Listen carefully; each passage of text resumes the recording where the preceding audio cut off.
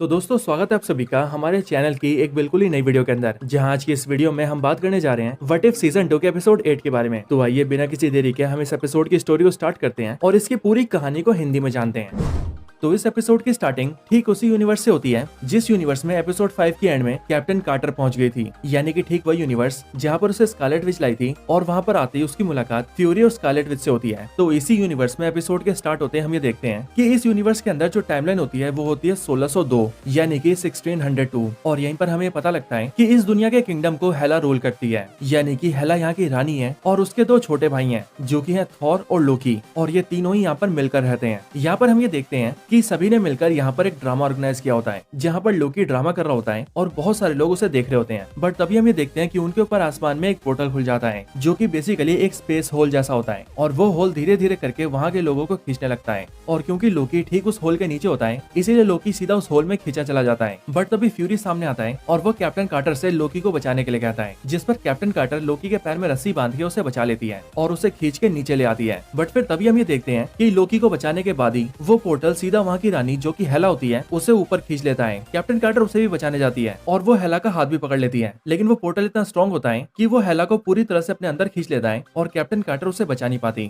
But यहीं पर ही हम ये देखते हैं कि हेला के हाथों में उसका सेप्टर होता है जो कि हेला के हाथों से छूट जाता है और हेला के होल के अंदर जाते ही वो सेप्टर नीचे गिर जाता है। हेला के पोर्टल के अंदर जाते ही थॉर को इस बात का बहुत दुख होता है, लेकिन फिर हैप्पी होगन सामने आता है जो कि वहाँ की आर्मी का कमांडर होता है और वो सभी के सामने हेला के बाद अब थॉर को वहाँ का राजा घोषित कर देता है, यानी कि अब से थॉर वहाँ का नया किंग होता है जो कि सेप्टर को अपने हाथों में उठा लेता है। लेकिन थॉर अपनी बहन के जाने की वजह से दुखी तो होता ही है, बट उसके साथ ही वो गुस्सा भी होता है, और वो गुस्सा होता है कैप्टन कार्टर से। वो कैप्टन कार्टर से कहता है कि स्कारलेट विच ने अपनी पावर्स को यूज करके तुम्हें यहाँ पर लाया था, और वो इसीलिए ताकि तुम हमारी मदद कर सको और यहाँ पर जो अजीब घटनाएं हो रही है और हमारे लोग गायब हो रहे हैं इस चीज से हमारे लोगों को बचा सको। लेकिन तुम ऐसा करने में फेल हो गई और अब यहाँ पर मेरी बहन हेला जो कि यहाँ की रानी थी वो खुद भी उस होल के अंदर चली गई और अब वो हम सबसे दूर हो चुकी है। और फिर इसीलिए थॉर अपने सोल्जर्स को ऑर्डर देता है कि वो कैप्टन कार्टर को बंदी बना ले। लेकिन जैसे ही वो सोल्जर्स कैप्टन कार्टर को पकड़ने जाते हैं वैसे कैप्टन कार्टर उन सबको पेल के वहाँ से भाग जाती है। इसके बाद ही हम ये देखते हैं कि कैप्टन कार्टर वहाँ की बिल्डिंग्स पर चढ़कर भाग रही है और सोल्जर्स उसका पीछा कर रहे हैं। और फिर यहीं पर ही वॉचर अपीयर होता है और वो हमें यहाँ की स्टोरी समझाता है। वॉचर हमें बताता है कि ये एक ऐसा यूनिवर्स है जिस यूनिवर्स के टाइमलाइन के अंदर यहाँ का साल है 1602। आगे वो बताता है कि उस पूरे मार्वल मल्टीवर्स के अंदर ऐसे बहुत सारे यूनिवर्सेस हैं जो कि रोज ही डिस्ट्रॉय होते हैं, और उसी तरह से ये भी एक ऐसा यूनिवर्स है जो कि कुछ टाइम में खत्म होने वाला था, और उसी बात के संकेत इन लोगों को मिलने भी लगे थे। और फिर इसीलिए हेला,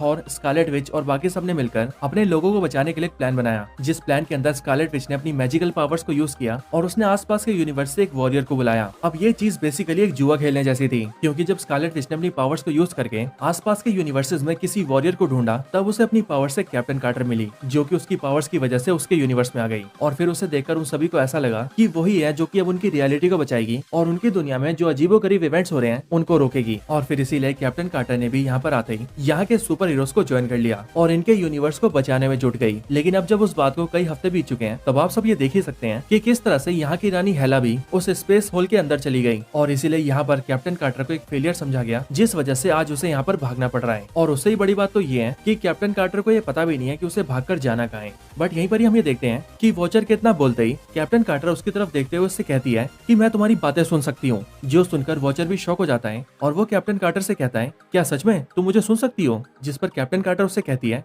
हाँ बिल्कुल, लेकिन कभी कभी। इसके आगे वॉचर इससे कहता है कि तुम अगर चाहो तो मैं तुम्हें तुम्हारे यूनिवर्स में वापस ले जा सकता हूँ, तुम्हें यहाँ पर रहने की कोई जरूरत नहीं है, और वैसे भी यहाँ पर तुम एक ऐसी लड़ाई लड़ रही हो जिसके बारे में तुम्हें पता भी नहीं है। बट ये सुनते ही कैप्टन कार्टर उसे समझाती है कि मैं जानती हूँ कि यहाँ पर क्या चल रहा है। वो कहती है कि मैं समझ चुकी हूँ कि यहाँ पर दो टाइम पीरियड्स आपस में जुड़ चुके हैं, जो है 1600s की सेंचुरी और 21st सेंचुरी, और इसीलिए अगर मैं किसी भी तरीके से इन दोनों टाइम पीरियड्स को अलग कर दूं तो फिर उससे सब कुछ ठीक हो जाएगा। लेकिन अगर मैं ऐसा नहीं कर पाती हूँ तो फिर कुछ ही टाइम में ये यूनिवर्स खत्म हो जाएगा। बट ये सुनकर वॉचर उससे कहता है कि इसमें कोई बड़ी बात नहीं है, मैं इस पूरे मल्टीवर्स के अंदर रोज ही ऐसे मिलियंस ऑफ यूनिवर्सेस को देखता हूँ जो कि रोज ही मेरी आंखों के सामने खत्म होते हैं। सो इसीलिए ये नॉर्मल बात है, इसीलिए जो हो रहा है उसे होने दो और तुम अपने यूनिवर्स में वापस चली जाओ। बट कैप्टन कार्टर उससे कहती है कि जब तक वो यहाँ पर है तब तक वो अपने सामने इस यूनिवर्स को खत्म नहीं होने देगी, एंड इसीलिए वो वापस जाने से मना कर देती है और वो ये फैसला करती है कि वो इस यूनिवर्स को बचा कर ही रहेगी। इसके बाद ही दूसरी तरफ हम ये देखते हैं कि अपने राजमहल के अंदर थॉर सभी से बातें कर रहा होता है, जहाँ पर थॉर के साथ निक फ्यूरी, स्कारलेट विच और हैप्पी होगन भी होते हैं। यहाँ पर ये लोग उन्हीं इवेंट्स के बारे में बात कर रहे होते हैं जो अजीब इवेंट्स उनके यूनिवर्स में हो रहे हैं, और इसीलिए स्कारलेट विच थॉर को बताती है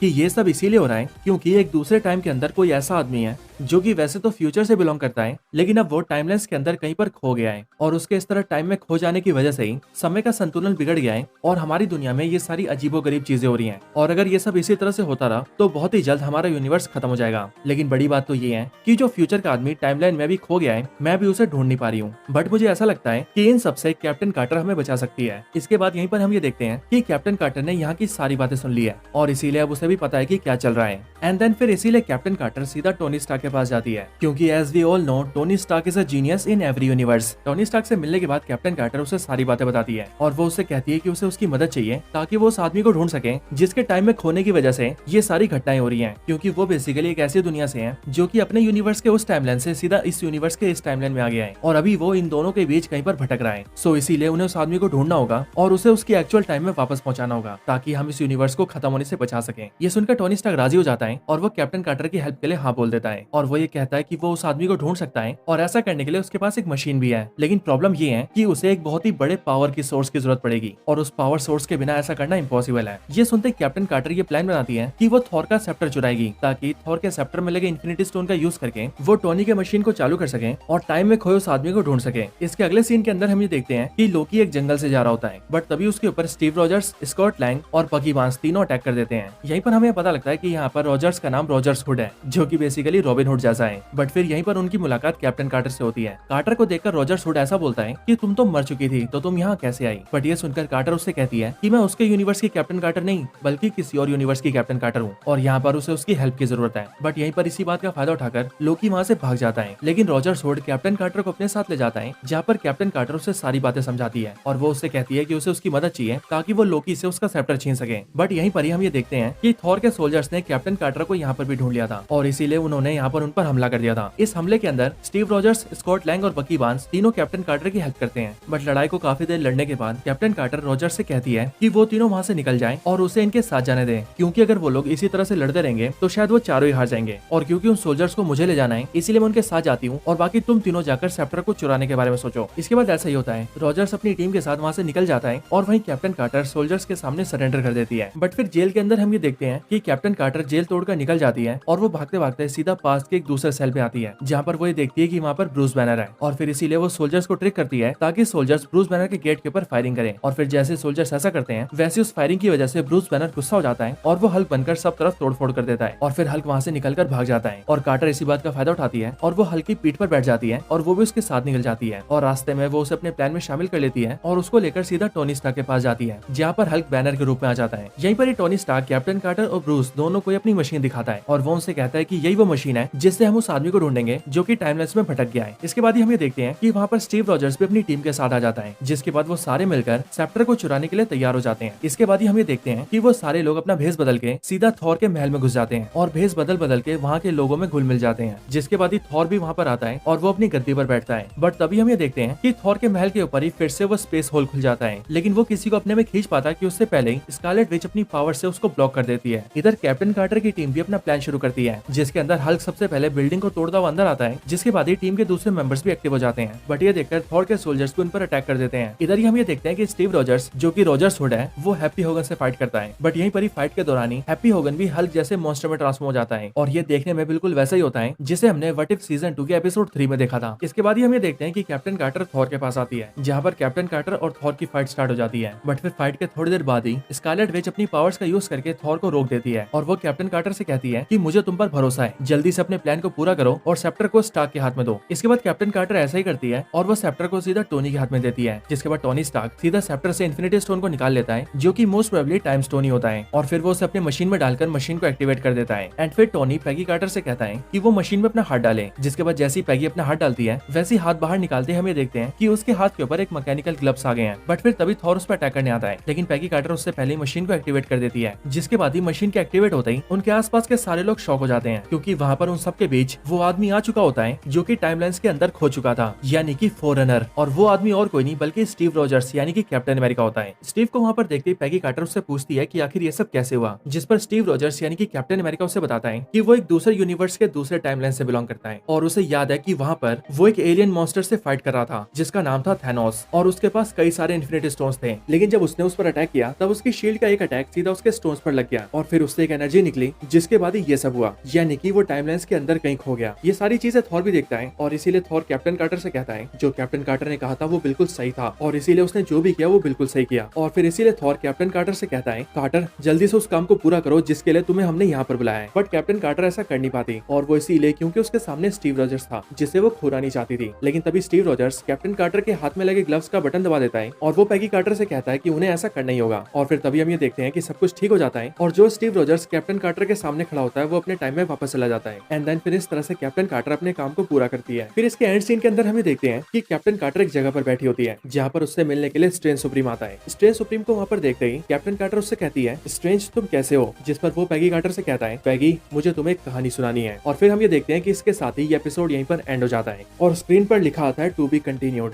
यानी कि इस कहानी को अगले एपिसोड में पूरा किया जाएगा। तो दोस्तों यही थी वीडियो व्हाट इफ सीजन 2 के एपिसोड 8 के ऊपर। आप सभी को वीडियो कैसी लगी और इसकी पूरी स्टोरी कैसी लगी ये मुझे कमेंट्स में जरूर बताएं। और अगर आप सभी को ये वीडियो पसंद आई हो तो आप कमेंट्स के अंदर what if, Marvel what if या फिर व्हाट इफ एपिसोड 8 जरूर लिखें। और हाँ, वीडियो को लाइक भी जरूर करें क्योंकि एज आई ऑलवेज सेज आप सभी के लाइक्स और कमेंट्स से ही हमें मोटिवेशन मिलता है। तो बस आज की इस वीडियो में इतना ही। वीडियो को यहीं पर एंड करते हैं। वीडियो पसंद आई हो तो लाइक करें, चैनल को सब्सक्राइब नहीं किया तो भी सब्सक्राइब करें, वीडियो शेयर करना चाहते हैं तो ज्यादा से ज्यादा शेयर करें और आप सभी इसी तरह से हंसते और मुस्कुराते रहें। मैं मिलता हूँ आपसे ऐसी किसी और बेहतरीन वीडियो में, तब तक के लिए गुड बाय।